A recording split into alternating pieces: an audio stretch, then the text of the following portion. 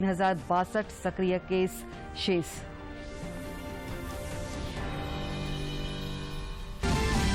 चेन्नई से स्वस्थ होकर रांची लौटे राज्य के शिक्षा मंत्री जगन्नाथ महतो का योद्धा की तरह स्वागत। झारखंड वापसी को बताया दवाओं और दुआओं का असर।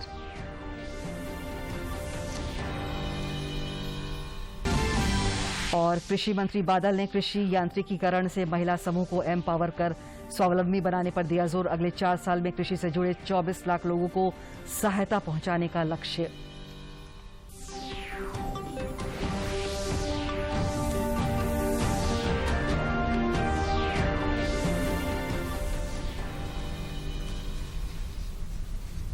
नमस्कार, खबरें झारखंड में आपका स्वागत है। मैं हूं दिव्या और अब समाचारों में आगे बढ़ने से पहले ये संदेश।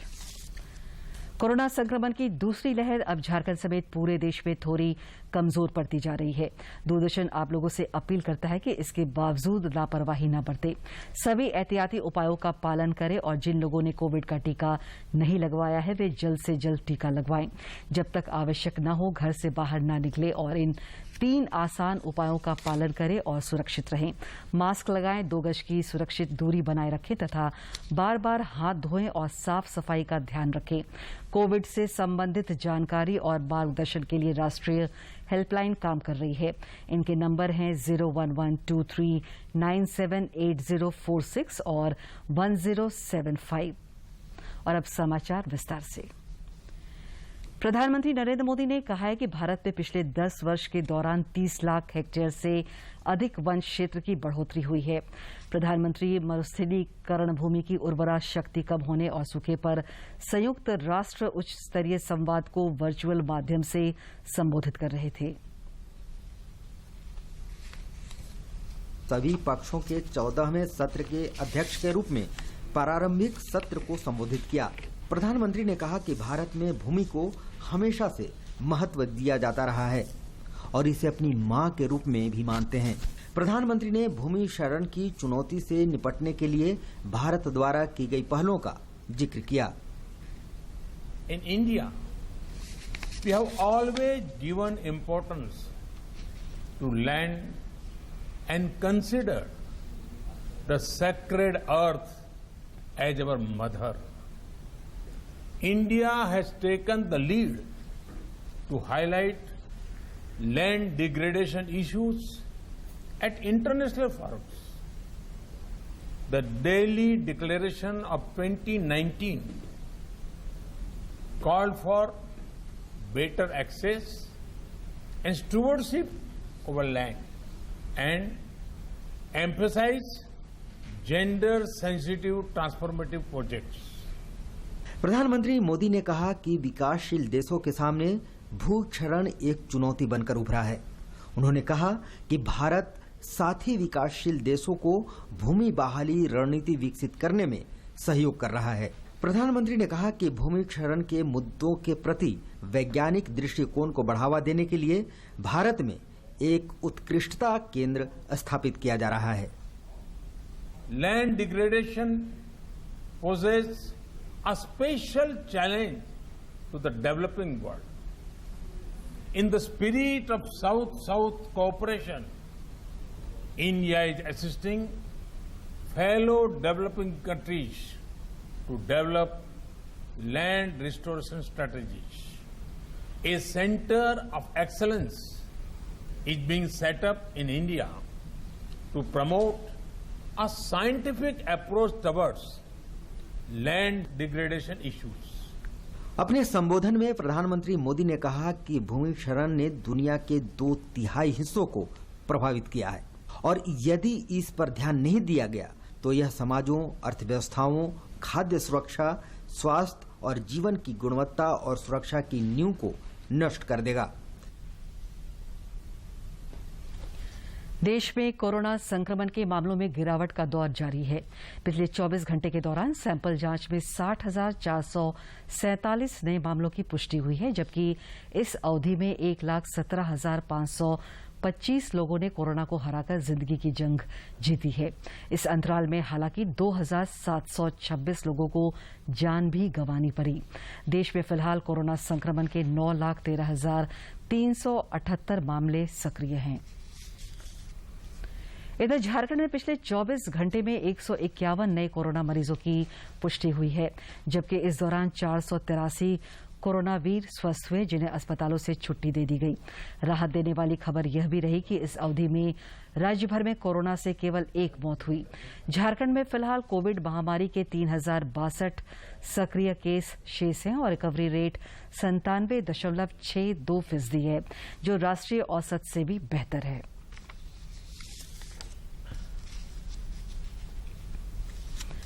मुख्यमंत्री हेमंत सोरेन ने कहा है कि राज्य में पिछले 3 दिनों में कोरोना से हुई मौत पूरे देश में कम रही। इन 3 दिनों में झारखंड में शनिवार को कोरोना से किसी की मौत नहीं हुई, जबकि रविवार को 2 और सोमवार को 1 संक्रमित की मौत हुई है। मुख्यमंत्री ने कहा कि झारखंड अब 3062 सक्रिय मरीजों के साथ देश के सभी राज्यों में सबसे कम सक्रिय मरीजों की संख्या वाले राज्यों में शामिल हो गया है, जबकि रिकवरी दर भी बढ़कर 97.6% हो गया है। मुख्यमंत्री ने कहा कि वैक्सीन लगाने की गति को भी सरकार तेजी से बढ़ा रही है। उन्होंने कहा कि यह सफलता लोगों के सहयोग और कोरोना योद्धाओं के अथक प्रयास से मुमकिन हुआ है। कोरोना से जंग जीतकर राज्य के शिक्षा मंत्री जगन्नाथ महतो कल देर शाम चेन्नई से रांची लौटे, जहां उनका योद्धा की तरह स्वागत हुआ। मुख्यमंत्री हेमंत सोरेन खुद उनका स्वागत करने बिरसा मुंडा एयरपोर्ट पहुंचे तथा उन्हें जोहार कहा। शिक्षा मंत्री ने स्वस्थ होकर अपनी झारखंड वापसी को दवाओं और दुआओं का परिणाम बताया तथा मुख्यमंत्री के सहयोग और समर्थन पर आभार जताया।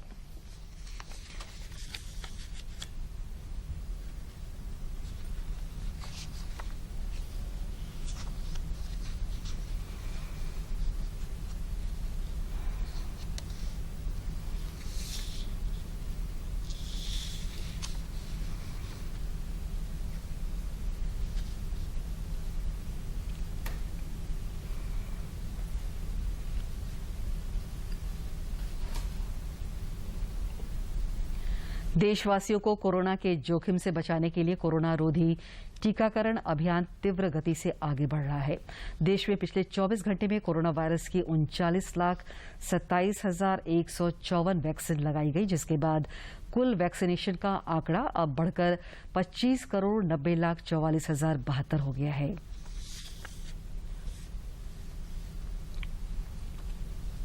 से ज्यादा लोगों को दूसरा टीका लगाया गया। टीकाकरण का तीसरा अभियान शुरू होने के बाद से अब तक देश भर में 4,34,35,000 लोगों को पहला टीका लगाया जा चुका है। 8,33,000 से ज्यादा लोगों को दूसरा टीका भी लग चुका है। कल 35,96,000 लोगों का टीकाकरण किया गया। 31,84,503 लोगों को पहला टीका और 4,11,959 लोगों को दूसरा टीका लगा। रांची के उप महापौर संजीव विजयवर्गीय और जिला प्रशासन की पहल पर रांची के कोकर में 1 दिवसीय कोरोना वैक्सीनेशन सेंटर का आयोजन किया गया। सेंटर पर कोकर और आसपास के लगभग 300 लोगों ने कोरोना का टीका लगवाया। मौके पर उप महापौर ने कहा कि वैक्सीन को लेकर लोगों में भ्रांतियां दूर हो रही है। उन्होंने कहा कि केंद्र और राज्य सरकार की पहल पर झारखंड में टीकाकरण अभियान संतोषप्रद स्थिति में है।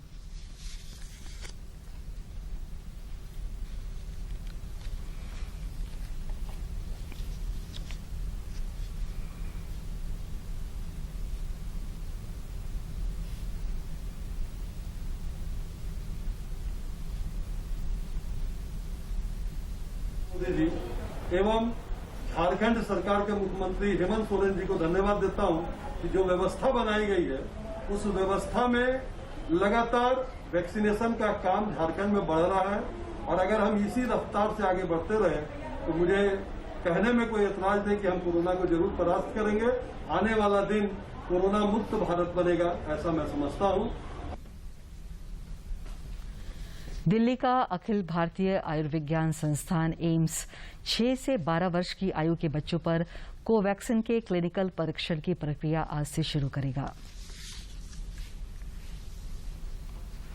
दिया जाएगा और अगले हफ्ते से 2 से 6 साल तक के बच्चों की स्क्रीनिंग होगी जो कोविड वैक्सीन के ट्रायल में हिस्सा लेंगे।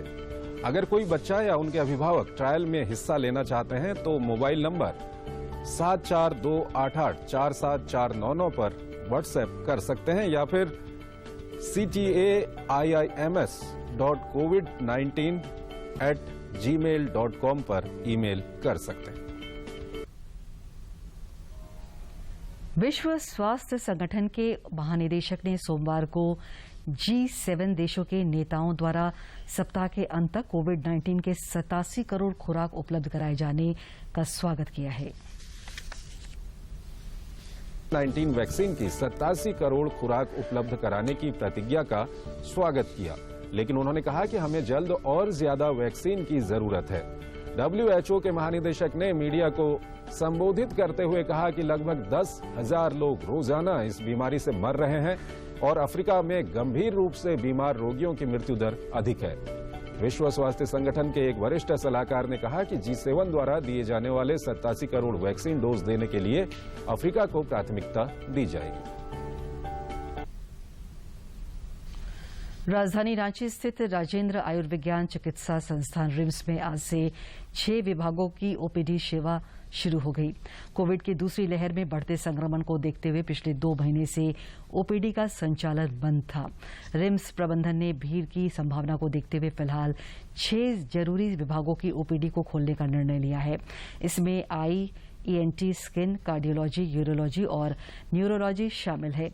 प्रबंधन मेडिसिन समेत अन्य विभागों की ओपीडी खोलने पर अगले सप्ताह विचार करेगा। कृषि मंत्री बादल ने कृषि यांत्रिकीकरण के माध्यम से महिला समूहों को सशक्त और स्वावलंबी बनाने पर जोर दिया है। रांची में कृषि यांत्रिकीकरण प्रोत्साहन योजना अंतर्गत मिनी ट्रैक्टर और सहयोगी कृषि यंत्र के वितरण समारोह को संबोधित करते हुए कृषि मंत्री बादल ने कहा कि कृषि के क्षेत्र में महिलाओं की भागीदारी बढ़ाने के लिए सरकार कई कदम उठा रही है। इस दिशा में राज्य के 425 महिला समूह को ट्रैक्टर और रोटावेटर 80% अनुदान पर उपलब्ध कराया जा रहा है, जिसकी शुरुआत रांची से की है। यहाँ के महिलाओं को, यहाँ के किसान को, यहाँ के महिला समूह को कृषि के क्षेत्र में उन्नत कृषि यांत्रिकरण का बढ़ावा देने के लिए गवर्नमेंट स्कीम लेकर आई है। 425 ट्रैक्टर इस राज्य के विभिन्न महिला समूह को दिया जाना है। इसमें गवर्नमेंट का 80% अनुदान है, 20% इनको शेयर करना है। श्री बादल ने कहा कि महिलाओं को एम्पावर करने की दिशा में छोटे छोटे महिला समूह को कृषि क्षेत्र से जोड़ा जा रहा है। जो राज्य के निर्माण में अपना अहम सहभागिता देंगे, जीडीपी में जो अभी उनका योगदान 12% है, उसको बढ़ाकर 20% ले जाने के लिए इस तरह की कवायद की जा रही है। कृषि मंत्री ने कहा कि मुख्यमंत्री हेमंत सोरेन के नेतृत्व में राज्य सरकार कृषि विकास और किसान कल्याण के लिए प्रतिबद्ध है। उन्होंने बताया कि आगामी 4 साल में कृषि से जुड़े 4 लाख लोगों को सहायता पहुंचाने का लक्ष्य है। व्यक्तियों को भी दे सकते हैं, नाबार्ड से जो संबंधित ग्रुप हैं उनको भी हम दे सकते हैं। इससे राज्य में खुशहाली आएगी और यांत्रिकरण जो कृषि में समावेश है उसको बढ़ावा मिलेगा। सरकार का यह प्रयास है। अभी तकरीबन 6,000 महिलाएं इससे जुटेंगी, क्योंकि एक एक ग्रुप में 10 से 15 तक महिलाएं होती हैं और भी लोग होते हैं। इस दौरान कार्यपालक निदेशक आरपी सिंह ने बताया कि जिन महिला समूह को ये ट्रैक्टर दिए जा रहे हैं उन्हें ड्राइविंग की भी ट्रेनिंग दी गई है। सभी ट्रैक्टर का 1 साल का इंश्योरेंस भी कराया गया है। उन्होंने कहा कि जल्द ही पूरे प्रदेश स्तर पर चयनित महिला समूह के बीच इनका वितरण होगा। डीडी झारखंड के लिए ब्यूरो की रिपोर्ट। राज्य के ग्रामीण विकास मंत्री आलमगीर आलम ने पाकुड़ जिले में 5,000 मीट्रिक टन क्षमता वाले शीतगृह भवन का शिलान्यास किया। 8 करोड़ 70 लाख की राशि से बनने वाले शीतगृह भवन का शिलान्यास करते हुए श्री आलम ने कहा कि सरकार किसानों को आत्मनिर्भर बनाने की दिशा में हर संभव प्रयास कर रही है। उन्होंने कहा कि 2 एकड़ भूमि पर शीतगृह भवन बन जाने से जिले के किसानों को भंडारण के लिए दूसरे राज्यों पर निर्भर नहीं रहना पड़ेगा तथा कृषि के क्षेत्र में आत्मनिर्भर बनने की दिशा में यह मील का पत्थर साबित होगा।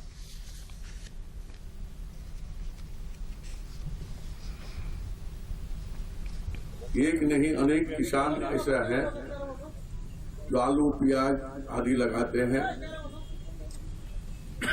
और यहाँ के ही कुछ लोग उसको खरीद कर बंगाल के दूसरी जगह ले जाते हैं। ये कोल्ड स्टोरेज बनने से किसानों खुद अपने माल को यहाँ पर लाकर रख सकते हैं, या जो इससे जुड़े हुए लोग हैं, संबंधित लोग हैं जो हमारी क्षेत्र के हैं, जो इसके माध्यम से अपने परिवार चलाते हैं, उसके लिए भी सहूलियत होगा। इसी सोच और विचार के साथ हमारे पाकुड़ में ही हम इसको लाने की कोशिश किए।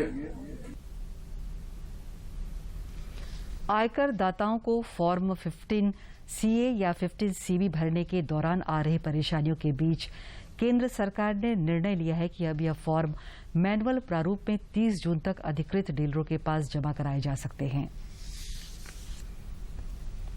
टैक्स फाइल करने के नए पोर्टल के शुरू होने के एक सप्ताह बाद भी तकनीकी खामियां जारी रहने के बीच ये मंजूरी दी गई है। आयकर विभाग ने सर्कुलर जारी कर बैंक के पास 30 जून तक फॉर्म 15 सीए, 15 सीबी जो विदेश में पैसा भेजने के लिए जरूरी होता है उसे हाथ से भरने की अनुमति दी है, ताकि कामकाज को लेकर लेन देन सुचारू रूप से चलता रहे। इन फॉर्म्स को बाद में ई फाइलिंग पोर्टल पर अपलोड किया जाएगा। नया पोर्टल www.incometax.gov.in 7 जून को चालू किया गया। आयकर विभाग और सरकार ने कहा कि इसका मकसद अनुपालन को करदाताओं के लिए और सुगम। दुमका पुलिस ने जिले के रामगढ़ और सरैयाहाट थाना क्षेत्र से 6 साइबर अपराधियों को गिरफ्तार किया है, जिनमें 2 सीएससी संचालक भी शामिल हैं।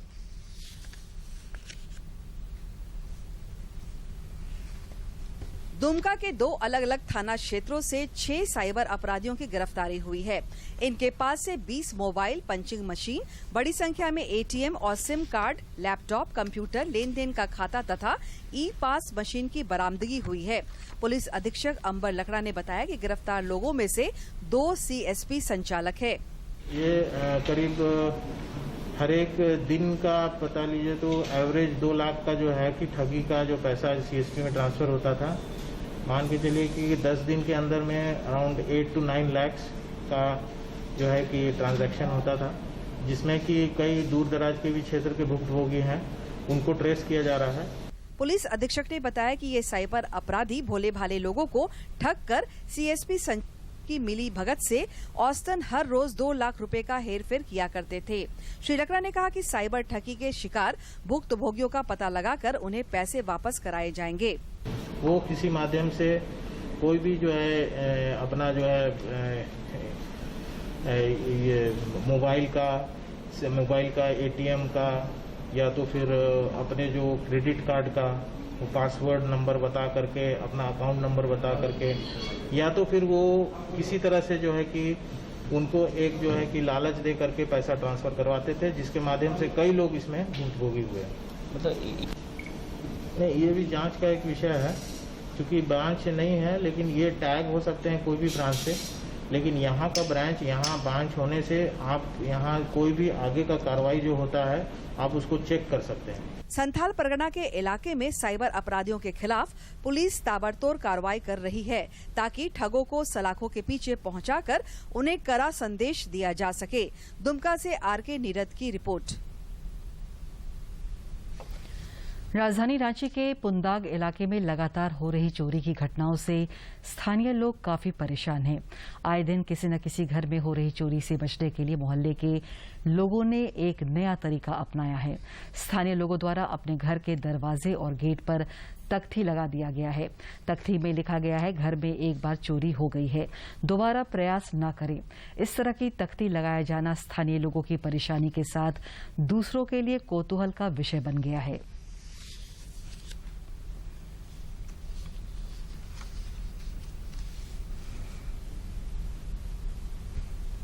और इससे पहले जब पहली बार जब चोरी हुआ था तो उस समय भी सारा सामान गया था, लैपटॉप, कंप्यूटर, गहना, कैश, सब कुछ गया हुआ था। पुलिस को ऑलरेडी सब लिखवाया हुआ है, लेकिन अभी तक कुछ रिकवर नहीं हो पाया।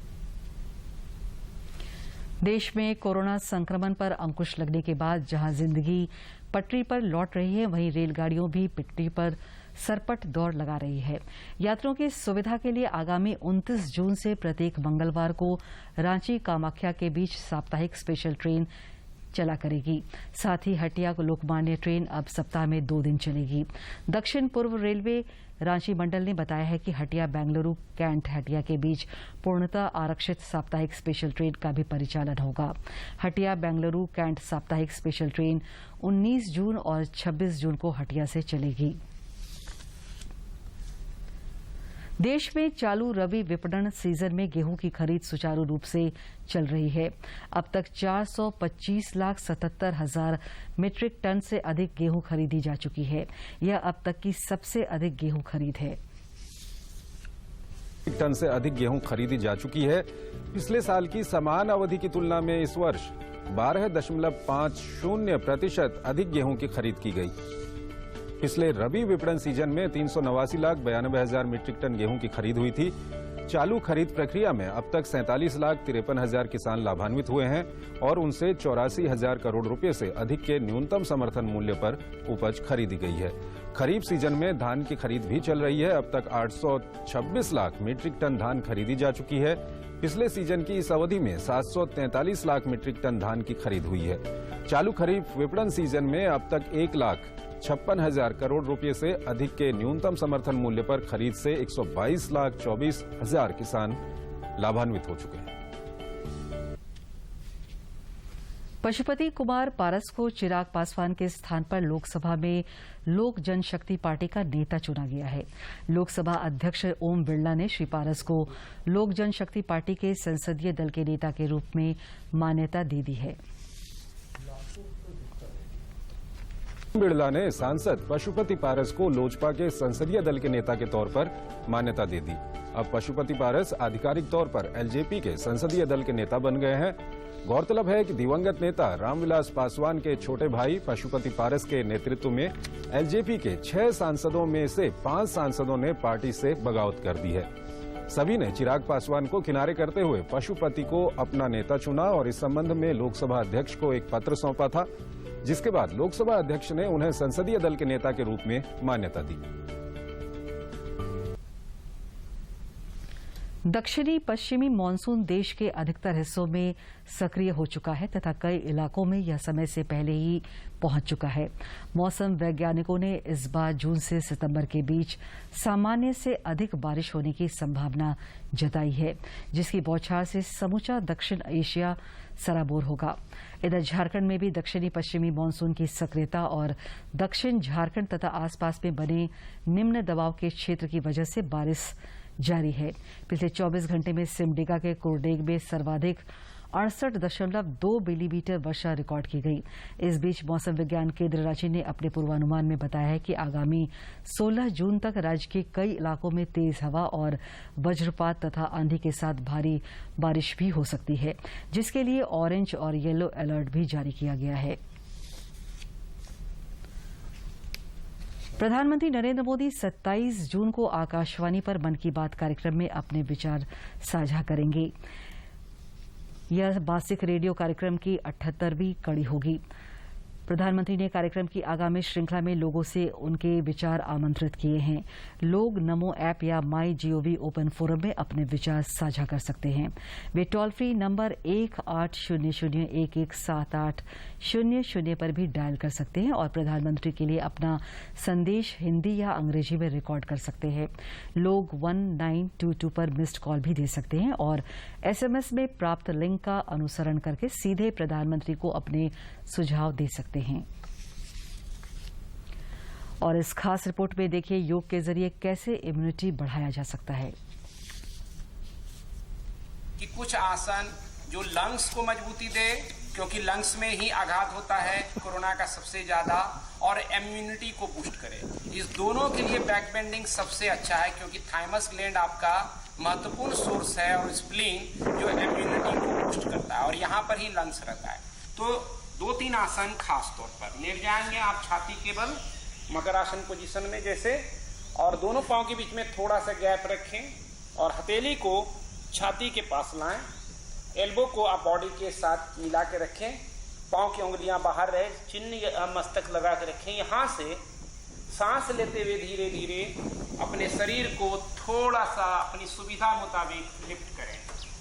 दृष्टि ऊपर हो, हाथ को पूरा सीधा नहीं करना है, उससे कमर में दर्द होगा और लंग्स मजबूती नहीं आएगी। यहाँ धीरे धीरे सांस लेते छोड़ते रहें। हर आसन को आप 2 बार कम से कम रिपीट करें और अपनी सुविधा मुताबिक धीरे से वापस आए। यहाँ पे मकर आसन में रेस्ट। अब दूसरा आसन, ये सभी आसन ऐसे हैं कि किसी भी उम्र के लोग कर सकते हैं, बिगिनर भी, कि आप 2 ब्लॉक ले लें, इस तरह से लिटा दें उसको। घर में आप अगर ढोलक तकिया है तो उसका इस्तेमाल कर सकते हैं, बोल्स्टर। और यहाँ पर आप इस तरह से लेट जाइए।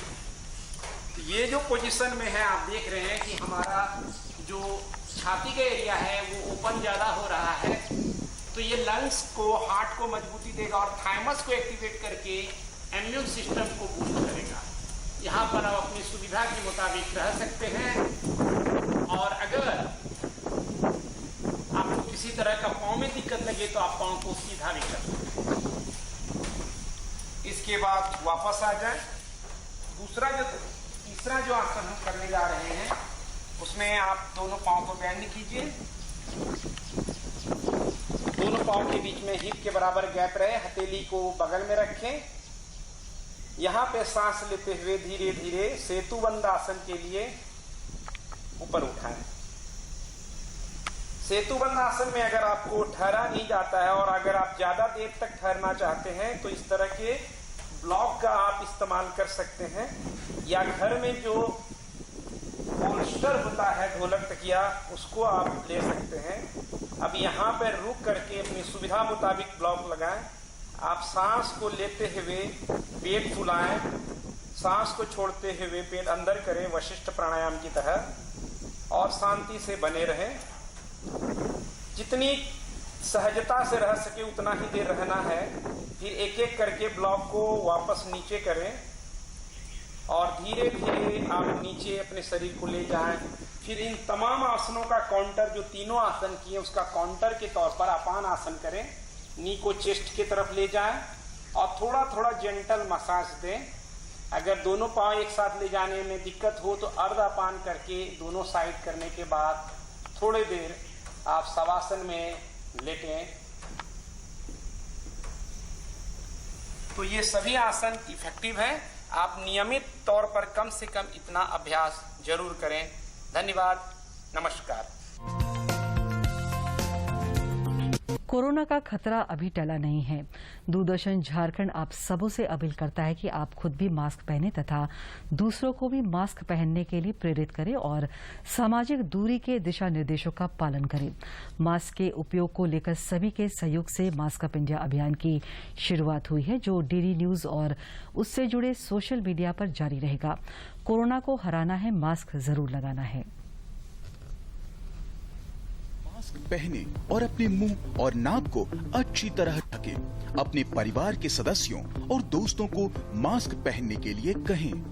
Mask up India, mask up India. DD news के माध्यम से सबको बताना है, कोरोना को हराना है, मास्क जरूर लगाना है।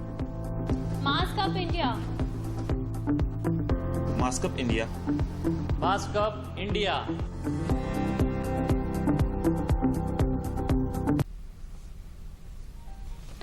दूरदर्शन झारखंड पर पल पल की खबरों से जुड़े रहने के लिए आप हमारे social media platform Twitter, Facebook और यूट्यूब से जुड़ सकते हैं, क्योंकि खबरों से जितना बाखबर रहना जरूरी है उससे ज्यादा जरूरी है सटीक, संतुलित और निष्पक्ष समाचार। हमारा ट्विटर हैंडल और फेसबुक पेज है डीडी न्यूज झारखंड। आप हमें YouTube channel Jharkhand DD news पर भी देख और सुन सकते हैं। अंत में मुख्य समाचार एक बार फिर। प्रधानमंत्री नरेंद्र मोदी ने कहा, भारत वर्ष 2030 तक 2 करोड़ 60 लाख हेक्टेयर भूमि को फिर उपजाऊ बनाने के लिए कर रहा काम।